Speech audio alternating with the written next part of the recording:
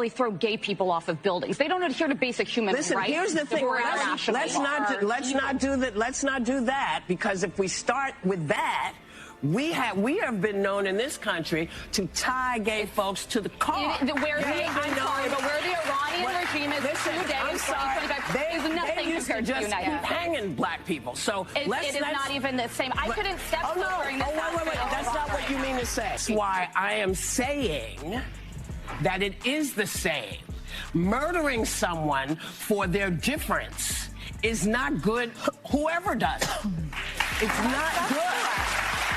So that's why I said you weren't saying what I heard was not what you meant. I think it's very different to live in the United States in 2025 than it is to live in Iran. Not if you're black. Not for everybody. Not if you're black. Happening in America, a black person killing another black person, for example, for which the perpetrator will be punished, is the same in Whoopi's warped mind as the state killing you because you're a minority, because you're gay or an infidel, for example. Let me be clear. The Iranian regime will hang you from a crane in the public square for crimes like blasphemy, witchcraft, homosexuality, and of course, if you dare show any dissent, if you challenge the brutal regime. Whoopi thinks that's pretty much how black folks are treated in America. You absolute disgrace of a human being, Whoopi, to show absolutely no regard for the Iranian women who risk their lives to challenge the Islamist government. It all started with a brutal reality check-on that cut through the noise like a blade. A moment on TV that didn't just raise eyebrows, it dropped jaws. On a recent episode of Real Time, the conversation turned to the one place where reason goes to die, The View. And what followed wasn't just commentary, it was a full-on takedown. I think this is a great first step toward getting the Democrats back to sanity, and a second good step would be, we gotta do something about The View. Imagine a panel show so out of touch that it's now being called a danger to sanity, and not just by random critics online, but live on national TV. The target? The reckless rhetoric coming from one of the most watched daytime shows in America. It wasn't just about disagreeing on politics. Let's get back to Whoopi, whose pathetic tantrum was cheered on by The View's equally pathetic and dim-witted audience. But I think it's important we remember there are places much darker than this country and people who deserve rights. Not everybody feels that way. Not everybody feels that way. Listen, I'm sorry. You know, when you think about the fact that we got the vote in 1965. Okay, they don't have free and fair elections in Iran. It's not even the same universe. They can't go out of their house. The women. You know what? There's no way I can make you understand. No, let me try something. It's like try to reverse roles with a black person in this country, let's say, because I think that's what you're talking about. Yes. Just try to understand from their point of view. From that point of view, this country does not do them well. Does not go. Yes, thanks, Joy. Black folks in America have it as bad as the people in Iran. Thanks for that, Joy Behar, you simpleton clown. No, this was about saving the soul of liberals, that old-school version that once stood for free speech and basic common sense. And here's where it really kicks off, calling out The View as a massive part of the problem. Not because it's liberal, but because it's gone off the rails. When one host compared the experience of being a woman in Iran to being a black person in America today, it wasn't just outrageous, it was offensive, reckless, and flat-out wrong. That statement shocked people. Not only for how delusional it sounded, but for how casually it was dropped, like it was just another Tuesday. By the way, before we continue, don't forget to like this video and subscribe to the channel. It really helps us grow and share more intriguing stories. Now let's continue. What'd you think of Whoopi Goldberg saying it's worse to be a black person in America today than a woman in Iran? You know, I see we were talking about the trans issue before, and the New York Times really has come over on that to the sort of the sensible, liberal, not crazy woke position. I think this is a great first step toward getting the Democrats back to sanity, and a second good step would be, we got to do something about The View. I really believe that. I mean, could you just it's huge in Iran, though. Now here's where things got even weirder. One of the co-hosts on The View, Alyssa Farah, has Iranian roots. And yet, there she was, sitting on that same panel while someone tried to tell her what it's like for women in Iran as if she didn't know. Imagine being told your own country's oppression is no worse than what's happening in modern America by someone who's never lived it. It wasn't just tone deaf, it was arrogant. And it rubbed a lot of people the wrong way. The problem isn't just the statement itself, it's the fact that stuff like this is being broadcast to millions of people every day. And that leads to the real issue. What are we going to do with these people? That's the question that lit up the studio. Not out of malice, but frustration. A kind of we need to talk moment with the left-wing media machine. Because here's the thing, this isn't just about one host or one show. It's about the collapse of a political identity. The old-school liberal idea, the one that once stood for truth, progress, and civil rights, it's barely recognizable now. It's been hijacked by a loud, irrational group that seems more focused on hot takes than facts. And The View is starting to look like the mothership of that madness.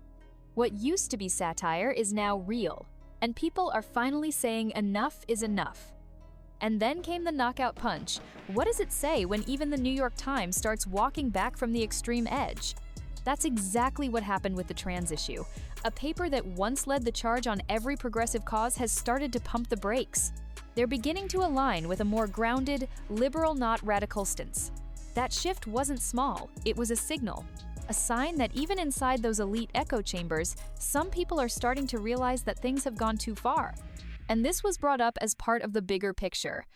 Sanity is making a comeback. Slowly, quietly, but it's happening. That's why Maher said this moment, this rare moment of honesty is a great first step, a step toward dragging the Democratic Party back from the brink of self-destruction.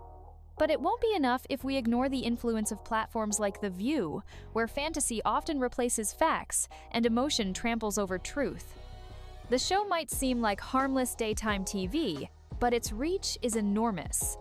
Its messaging shapes opinions, especially among viewers who think they're getting thoughtful analysis, not ideological propaganda dressed up as conversation.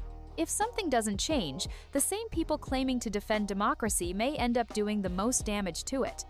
So yeah, getting back to sanity starts with calling out the madness, and that's exactly what happened. But just when you think it couldn't get more shocking, the conversation takes a wild turn, straight to Iran. Now, here's a fact that caught everyone off guard. Iran is the second highest country in the world for trans surgeries. Let that sink in.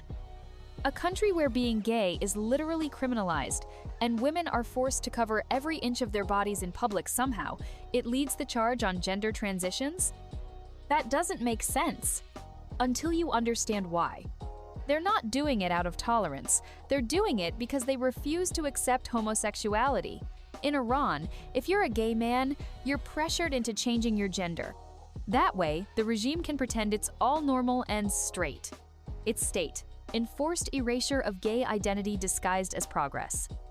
That's when it gets deeply disturbing. What's being praised in some circles as gender freedom in Iran is actually forced conformity. It's not liberation, it's a workaround. If you're a man who loves men, they tell you, no, you're a woman now. Then they mutilate your body so it fits their narrative. That's their solution. And yet, here we are, with American talk shows still spewing takes like it's just a cultural misunderstanding. Noir's a horror show wrapped in rainbow-colored wrapping paper. And somehow, that truth barely ever makes it onto the screens of The View. Why? Because truth gets in the way of the script. And this is where things turn from disturbing to downright dark. Because once Iran forces a man to become a woman through surgery, guess what happens next? Now that he's legally a she, the regime can claim everything's normal. Two men weren't in love. No, it's just a man and a woman now. Crisis averted, right? Wrong. It's nothing more than a twisted loophole. And Maher didn't hold back when he laid it out. He said what everyone else is too afraid to. This isn't about identity or expression, it's about control. And once you're labeled a woman in Iran, the rules change drastically. You're not just free to live your life, you're now subject to even more oppression. You can be forced to cover up, shut up, and disappear under layers of fabric and silence. The chilling part? This isn't ancient history, it's happening now. While daytime TV hosts are crying oppression in the comfort of multi-million-dollar studios, real women in Iran are being beaten, jailed, or even killed for taking off a headscarf. And some men are being forced into gender surgery just to survive. This isn't some edgy hot take, it's a brutal reality. Yet the people with the loudest microphones in America either don't know, or worse, don't care. Because if they acknowledge this, it would shatter their carefully curated narrative. And that's the last thing they want. Now, here's where the gloves really come off. Maher didn't just stop at exposing the cruelty in Iran. He turned his attention right back to the American media, and specifically to The View, asking a question that hit like a hammer: what are we going to do about them? And no, he wasn't calling for censorship or cancellation. He was calling out the insanity, the blind, self-righteous preaching from a show that treats delusion like wisdom and outrage like virtue. It's become a ritual, outrageous claim. Applause, repeat, and audiences just soak it in. One moment you're hearing that America is just as bad as Iran, and the next, the panel is cheering themselves on like they've just dropped the most brilliant take in television history. Maher mocked the absurdity, pointing out that it's become nearly impossible to even joke about The View anymore without sounding like you're quoting it verbatim. He said it half-jokingly, but you could feel the frustration underneath. Because this isn't just about bad TV. It's about cultural influence. Millions of people watch this show and treat it like gospel. That means millions are being fed a version of reality that's twisted, shallow, and sometimes outright dangerous. And if you dare to challenge it, you're labeled a hater, a bigot, a problem. But when the truth becomes offensive and nonsense becomes acceptable, you've got a bigger problem on your hands. One that no applause break can fix. And just when you think it can't spiral any further, it does. There's this moment where the story takes a personal turn. Maher mentions a friend who literally begged him to stop sending clips from The View, not because they were boring, not because they were irrelevant, but because they were driving him insane. That's how far we've fallen. Watching a daytime talk show is now a legitimate threat to mental health. And you know what? It's not even about the individual hosts anymore. Sure, Whoopi's out here making wild comparisons between America and Iran. Ana Navarro, once a Republican voice of reason, now spouts off like a woke warrior on autopilot. And Sunny Hostin? He calls her the most racist person on television. And honestly, if you listen to some of her segments, you start to understand why he'd say that. But here's the twist. Maher says his issue isn't even with them. It's with the people behind the curtain. The executives, the decision makers, the ones who keep giving these hot takes a megaphone. Think about it. They could bring in diverse voices, actual debate, real nuance, but they don't, because controversy sells. And keeping these same echo chamber personalities on screen is easier than fixing the rot. So instead of challenging the madness, they reward it with airtime, ad dollars, and a spotlight. And then we wonder why the public conversation is so broken. But before we wrap it up, let's take one step deeper into the real cost of this kind of media madness. Because this isn't just a rant about a TV show, it's about how culture gets poisoned in slow motion, how bad ideas, repeated often enough, start to sound normal. That's the dangerous part. It's not the outrageous clips, it's the normalization of absurdity.